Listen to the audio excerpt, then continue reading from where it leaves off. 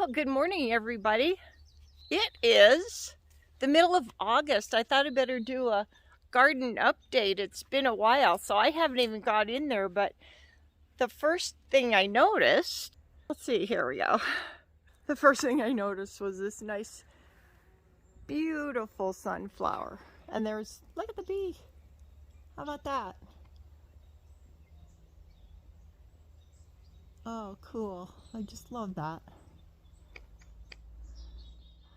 So I thought I'd do a showing. It's been beautiful growing conditions. Oh my, look at our squash. We even have a corn here, male corn. Didn't get much in the way of corn, but whew. Let's see, let me get this, there we go.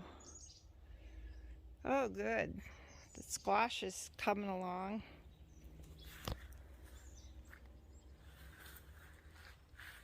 Sweet peas. Well, let's go in and look some. Wow, I just can't believe in just 2 days the squash has really taken off.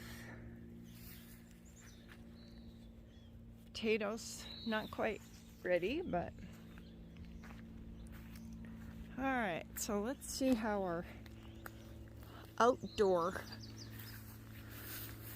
broccoli and cabbage. I don't know if these guys are gonna make it or not. They got a tough late start.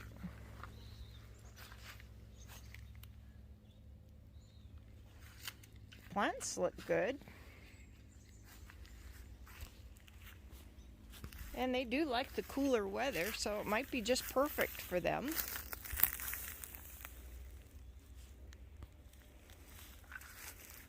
Well, we shall see.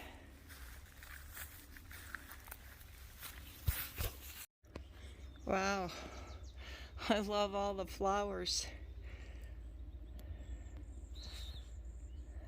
So those are nasturtiums right there. And back there, those fuchsia colored ones, those are the cosmos. They grew so tall. They had to catch the light. Oh my. Look at those squash flowers. Beautiful trumpets. We'll go in closer and take a look at the squash that's already starting. Oh, right here I've been drying out parsley seeds. Had an overabundance of parsley, so we'll have plenty of seeds. I just like to pick them and hang them. You want to pick them before those seeds start falling off. Now I'll have to put those somewhere where I can catch those seeds. And we got a few sunflowers here that are about ready to pop open. The cherry tomatoes are coming on like crazy, so all right, let's go in. Yeah, so in Montana, if you followed the Let's Get Growing videos, we had such a late start, and first of all, we had so much cold weather in May, and you couldn't really do much, and then we had so much rain, so it was really tough to get going, and I was over exuberant and planted way too early a lot of things, and the things that I planted later actually have done so much better. So learning point for this one, don't be in such a rush to get going, because they're gonna surpass the early plantings when you plant at just the right time so those seeds can germinate. Well, anyway, let me show you. So, of course, you remember the border plants, and then those guys are done. And the marigolds, wow, all these are marigolds. And those are the perfect companion plant for your tomatoes, because they actually keep the bugs and stuff away that causes your tomatoes to go bad. But anyway, This red lettuce has been ideal. I can't even tell you how many pickings we've had. And look at these nasturtiums. I don't mind them right here because I'm pretty well done with anything in that area. And then I have something here. I'm looking forward to see what these turn into because, quite honestly, I don't even know what they are. I planted a bunch of marigold seeds in there, and the nasturtiums kind of drowned them out. And I have had to pull up quite a few nasturtiums in through here just because they were crowding. You know, their roots will kind of overcrowd the carrots. But next year I'll be smarter about what I plant where. What do we got here? And the sweet peas are beautiful. A lot of them actually have gone to seed. Those are just some weeds back in there. So let's just take a stroll down here.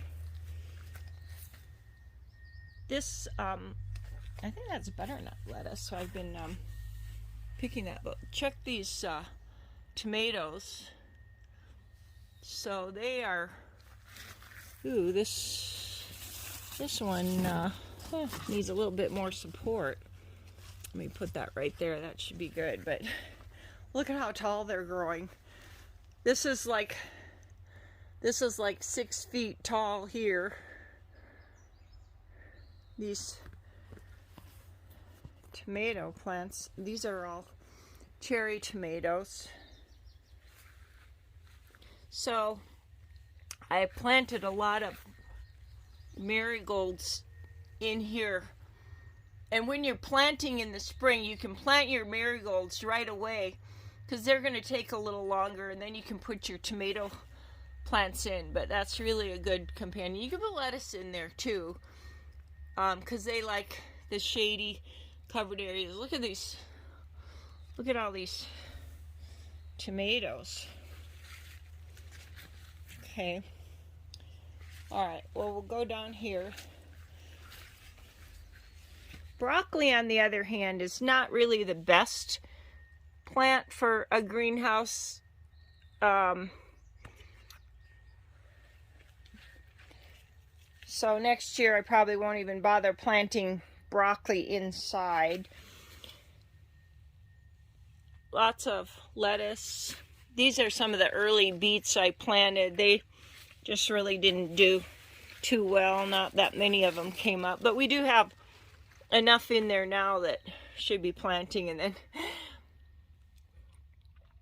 my love-hate affair with nasturtiums. I love them because they're so beautiful, but they do kind of hog the sun and the water and block out the light, crowd any kind of root things.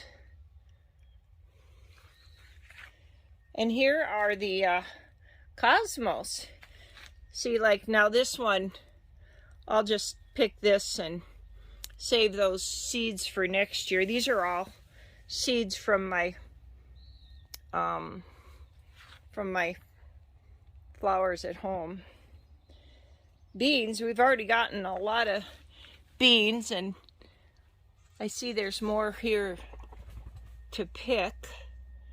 I just let these nasturtiums take over. Next year I'll do, you know, be more aware of what I need to do to get the regular vegetable plants to come up. We got a lot of sweet peas in here, which I thought were going to be just regular peas.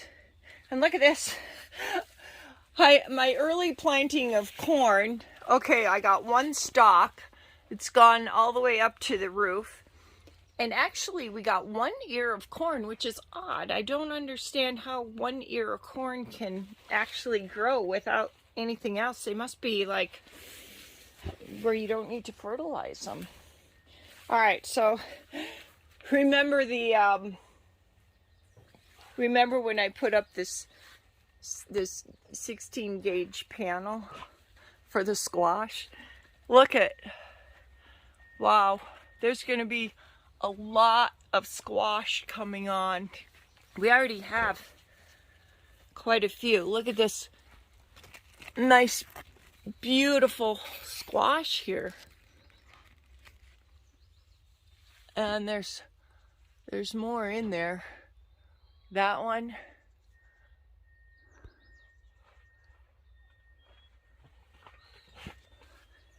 Gosh. It makes a nice canopy here. And then down below here is carrots. Let me turn this around. There we go.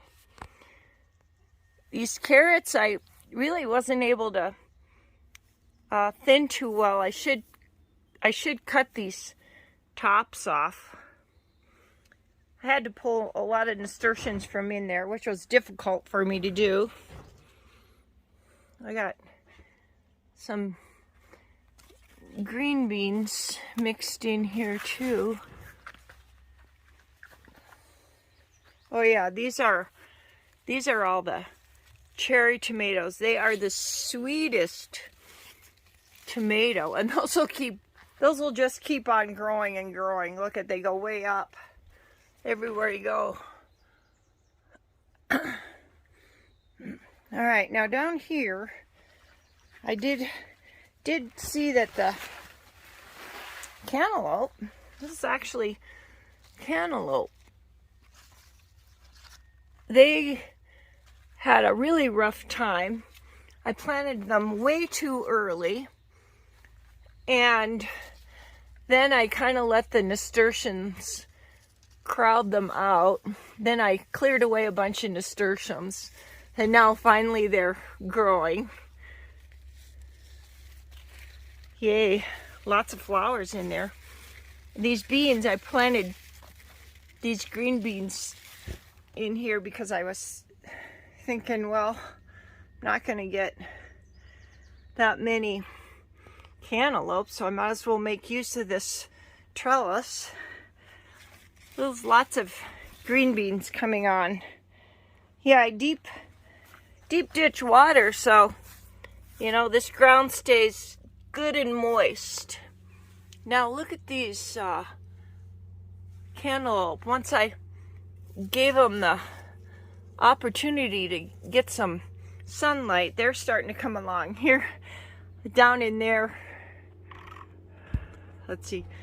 So I did plant other squash in there, but way too early, and so I just let the nasturtiums take over. Nasturtiums. Oh my, look at this zinnia. Managed to sneak up. Isn't that just gorgeous? Yeah, I should have been more mindful of the other things I had planted in here, but I didn't have the heart to trim back the nasturtiums, although I did trim back a lot of them. Here we got Swiss chard. It likes it cooler, so that's not so bad that it's hidden. We'll keep picking that. These are cucumbers.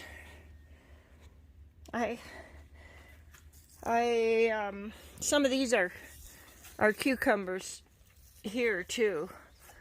They'll just climb up here and should have a nice crop of those mixed in everything else.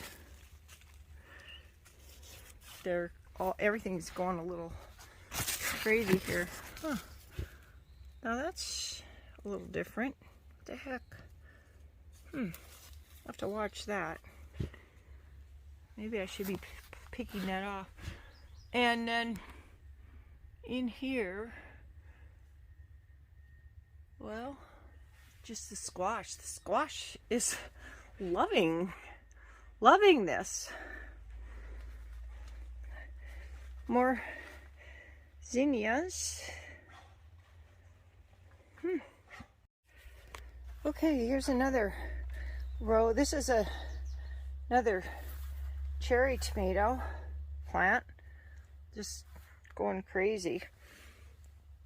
Tomatoes don't like to have water on their leaves. So if you're doing a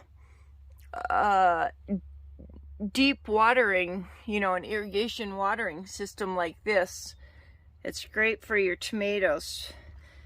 Forces the roots to go deep. Got some beets in here. Oh, look at that. Looks like we got a tomato ready. Now these were the last plants I put in, and I really didn't get them staked up properly, but they're loaded down there. I always like to pick the lower leaves to force the tomatoes to produce, and these I don't know, I got busy and I forgot them. Got green beans everywhere. And then in here, I didn't really know what was going to happen, so I got quite a mixture. Beans, beets, Swiss chard. Now the radishes grew mostly leaves. Those are radish flowers in here. Let's see if I can zero. Yeah, so I'll pick those in a little bit, and we'll just hang them and use them for seeds next year. And the cabbage, let's see, I cover them. They're doing great. I'll get up closer. This broccoli down here along the edge does pretty good. That one needs to be picked. And you know, you keep picking your broccoli, and they'll just keep producing, especially when it gets cooler. They like the cooler weather. Let's go over and take a closer look at the cabbage in there.